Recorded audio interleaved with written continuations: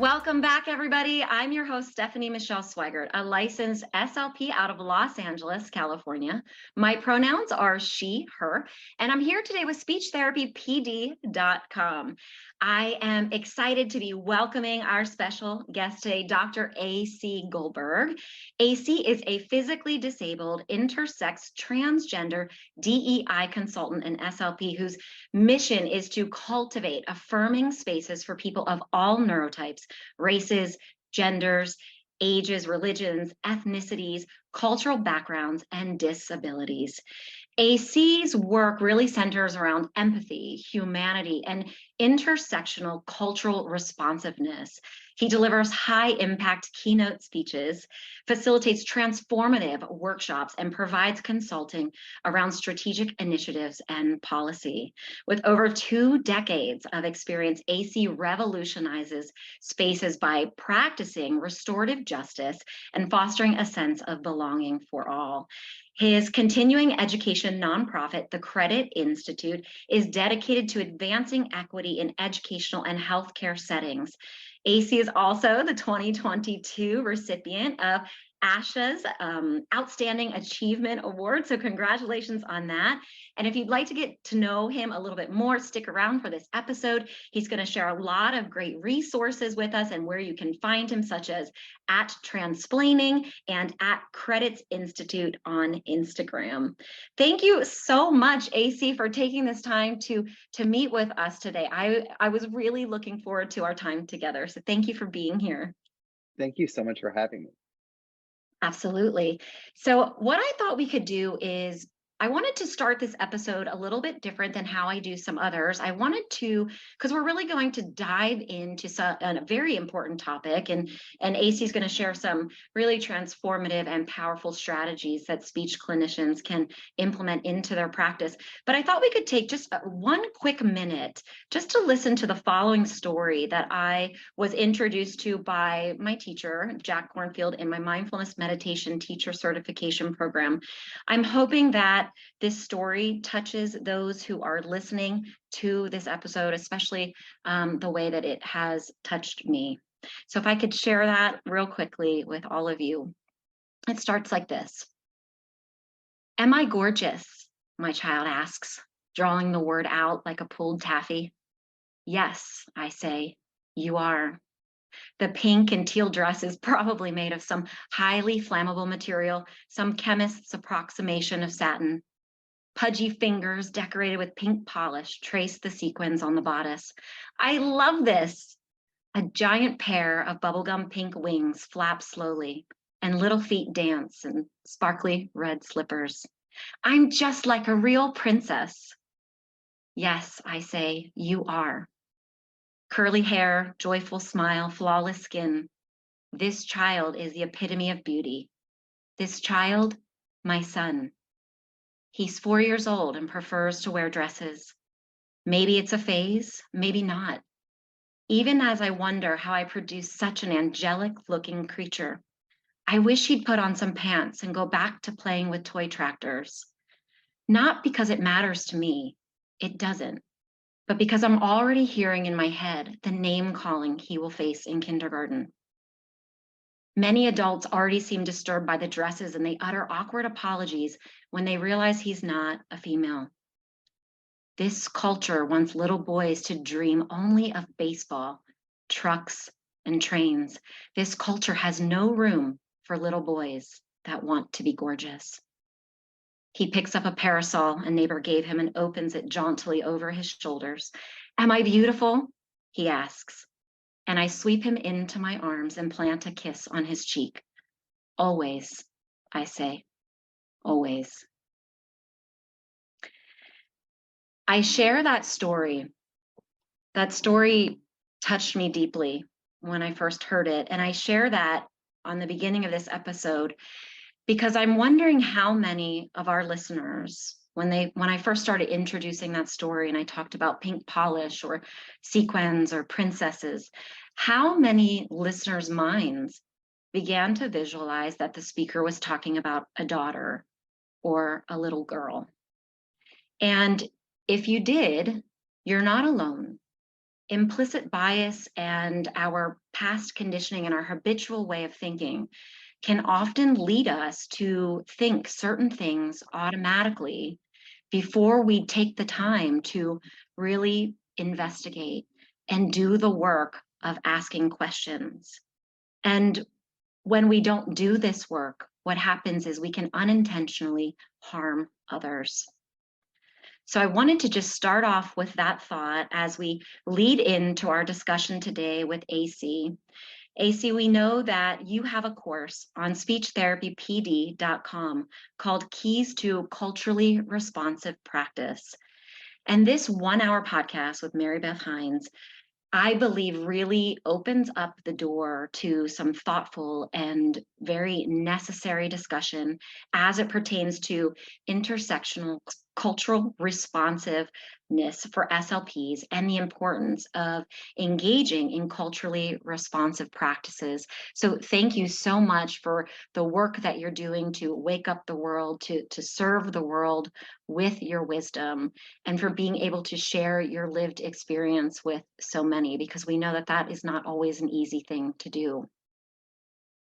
Thank you. That story was very touching. It was, to me, I teared up because that's the story of an affirming parent. That's the story of a parent who is not so invested in the gender binary that they're trying to change their child's behavior. Of course, there's concern. I understand that. But they're more invested in their child being, blossoming, beautiful, and happy than they are invested in making sure that their child looks, acts, appears, and seems male at all times. Fewer than 1 in 3 transgender youth find acceptance in their homes. Most homeless youth are within the LGBTQIA community. Children are kicked out of their homes by their parents over these things. Children are abused by their parents over these things. They're forced into conversion therapy by their parents over these things. And that story touched me very deeply because it was how beautifully open that parent was when talking about their child, how beautifully, receptive that parent was to their child's differences in gender expression. And also, I deeply resonate with the concern that that parent holds for their child, because unfortunately, right now, there are over 300 anti-LGBTQ bills pending across the country in state legislatures, most of which aim to take away our freedoms, take away the ability to have gender affirming care, which is not what a lot of people think. It's not about, giving babies surgeries and things like that. I don't know where people get those ideas, aside from the fact that there's a lot of coordinated campaigns that have misinformation within them that tell people that that's what's going on. That's not what's going on. We have the WPATH, which is the World Professional Association of Transgender Health, that researches and tells us all of the guidelines, and it's very well researched. The regret rate of transition is fewer than 1%. And those fewer than 1%, so if only 1% of the population is transgender and only 1% of those people say, you know what, I didn't like what this hormone did to my body. We're talking about worldwide about 300 to 400 people.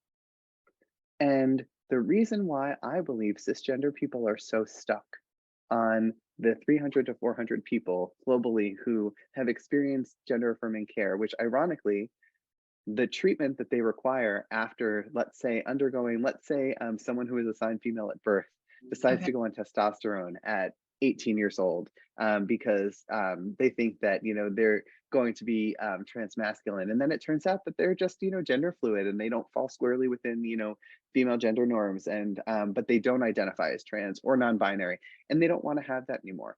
Ironically, the care that they need to undo the changes is gender affirming care.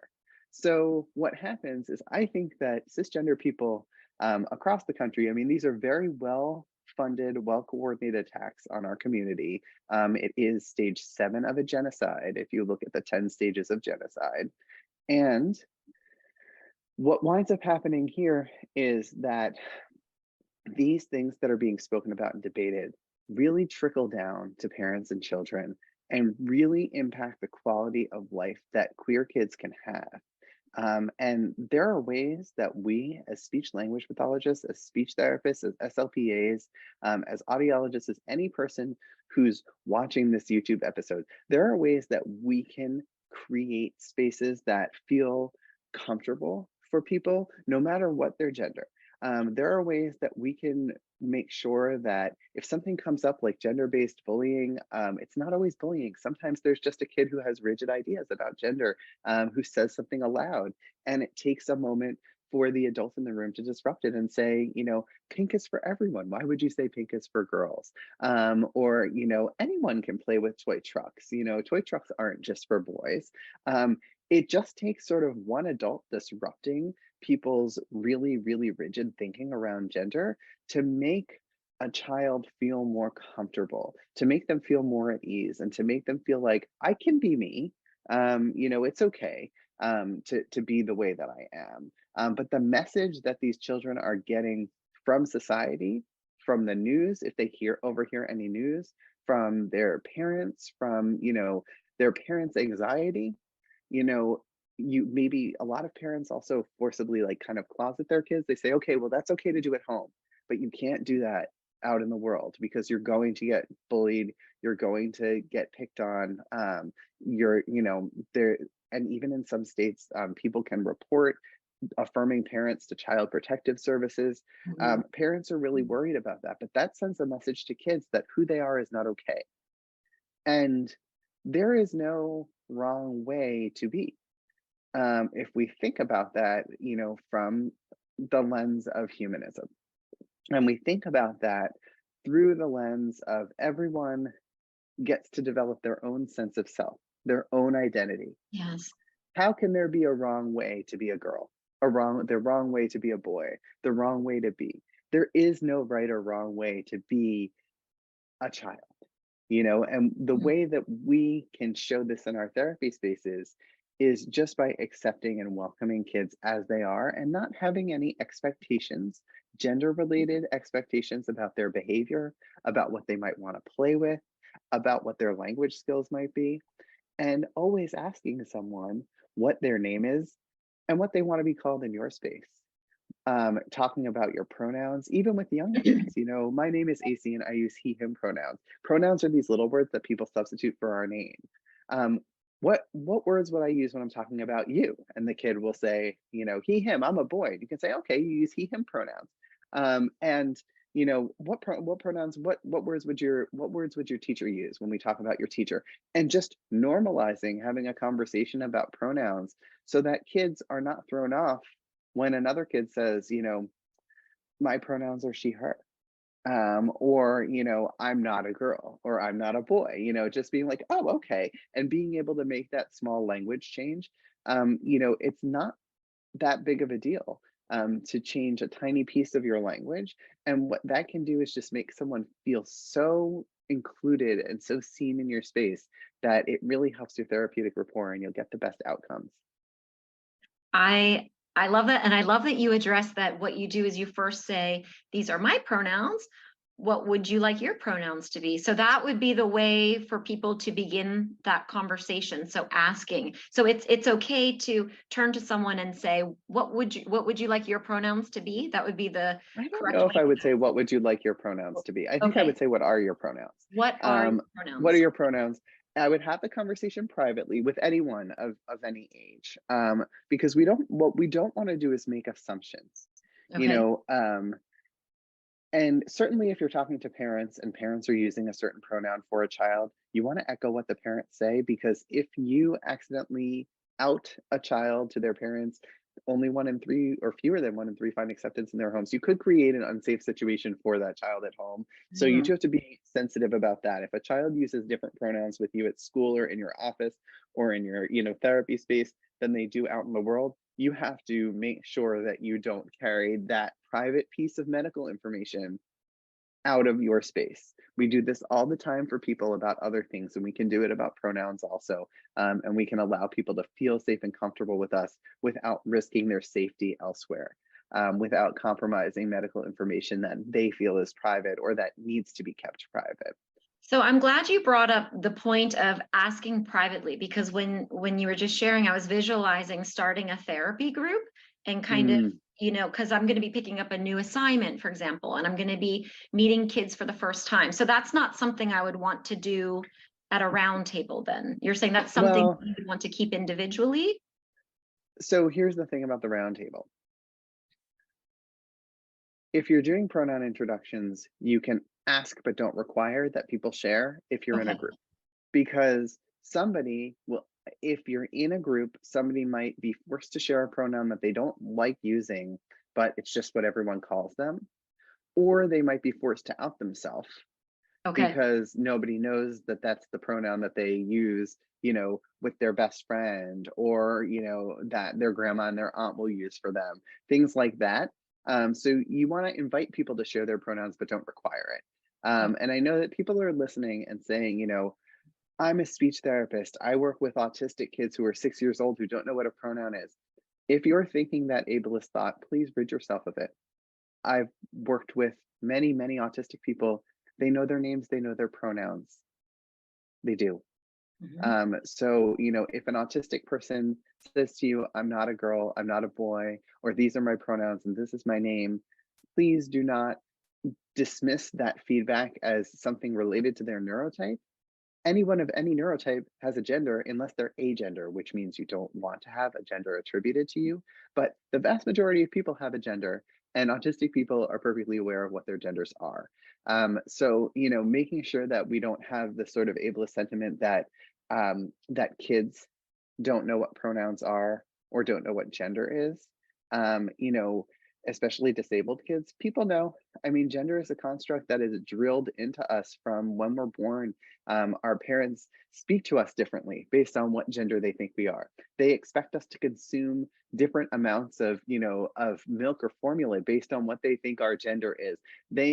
Parent expectations around behavior, language, feeding, development is, for the most part, gender based, and none of that is scientific. None of that is scientific. If you look at studies, you have to realize that every single study that's normed, if you think about our testing, like let's just pull out the Goldman Fristo, because why not? Sure. There are trans kids in those samples. Every single person who's like, I'm trying to score a test for a non-binary kid and I don't know what to do. Number one, you're a clinician, not a technician. You can make a call. Is the kid intelligible or not? I mean, we don't always need a formal score. Sometimes the kid is just not intelligible. And if that's the case, pick them up for services. And if they're intelligible, then their gender has nothing to do with it. And number two, trans kids are in those samples.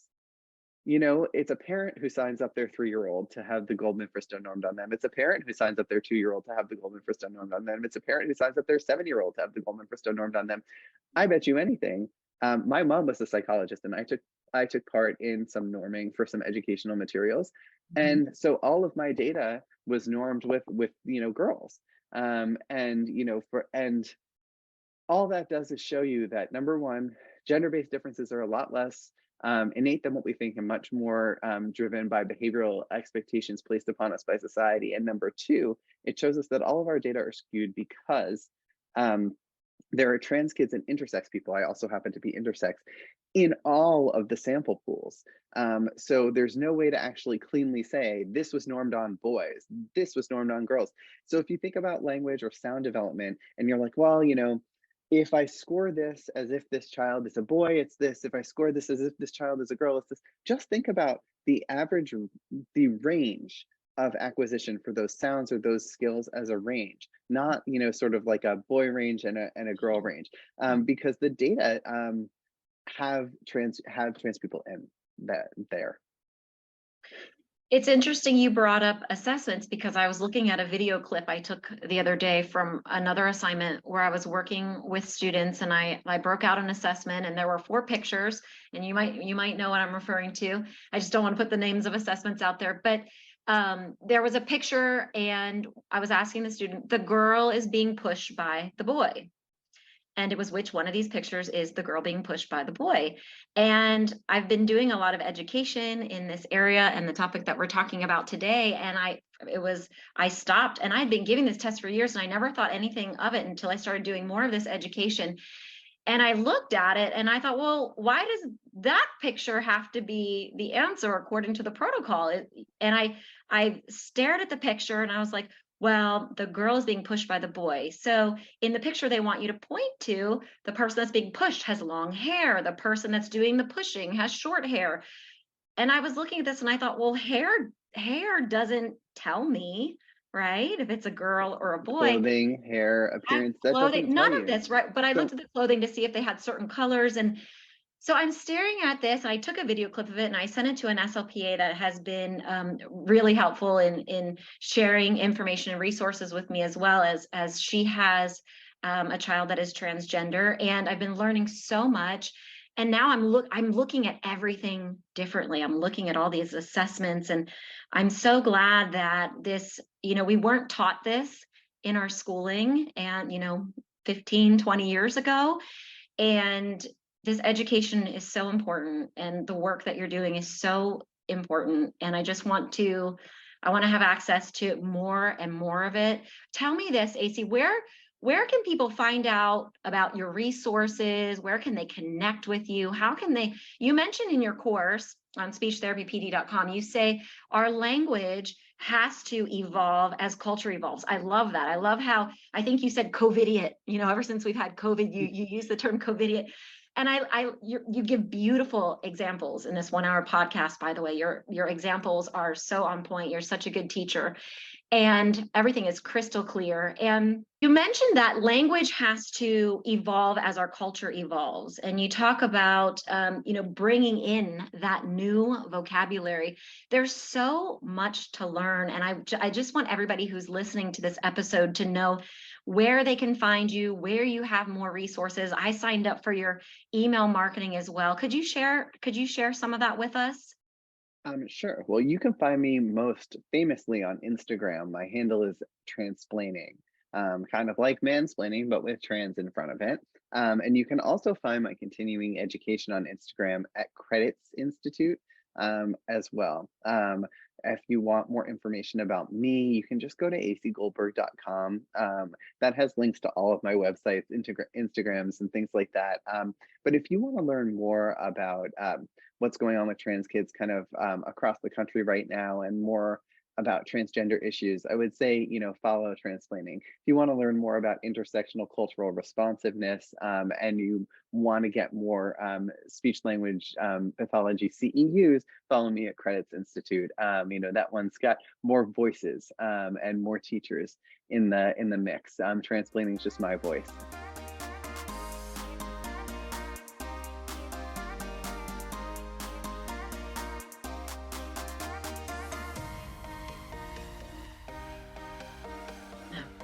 Thank you. Thank you so much. Everybody who is listening, to take a deeper dive into this topic, be sure to check out Keys to Culturally Responsive Practice with Dr. AC Goldberg, AC. For other topics, when you subscribe to speechtherapypd.com, you're going to get 1 year access to over 800 live and on-demand courses that are available for you, and you're going to get those ASHA CEUs. If you're new to speechtherapypd.com, no worries. Check out the information below to access a free course and to check it out. If you found this video helpful, please give it a thumbs up. These are all my thumbs right now, because get your thumbs going, everybody. And we want to hear from you. So please comment down below or ask a question. We will see you back here next week as we are answering more golden questions that SLPs and SLPAs are asking. We have the answers for you. I will see you then.